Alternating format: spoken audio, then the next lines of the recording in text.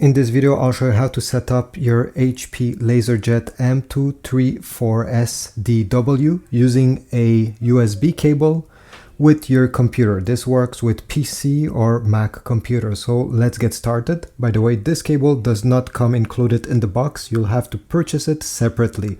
I'll put links in the description if you want to get one of these from Amazon. On the back of the printer, the USB port is over here on the right side, the first one on the top. Take your cable and connect it. Do not connect the other end to your computer yet. Wait until I tell you.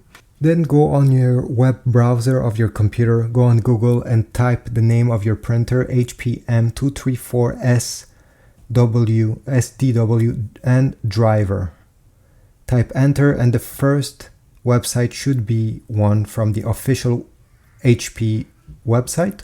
Just click on it.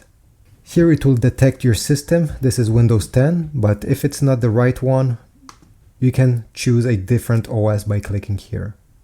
Then go down, and once you see over here HP Easy Start Printer Setup software, go ahead and press the download button. Once it's downloaded, launch the file. Press yes, accept all, continue, select printer not shown, and now it's time to connect your USB cable. So I'll go ahead and connect this USB to my computer. And then on this screen, I'll select this option on the right side, new USB printer, and click continue. Then click connect printer. Then over here you need to choose USB cable and press continue. By the way, this can take a few minutes, so don't worry if this can even take 10 minutes, so just come back when this is done. Then you're gonna get this screen. You can select decline optional data here. You should select basic drivers, the last option. If you don't want HP to install many things you will never use.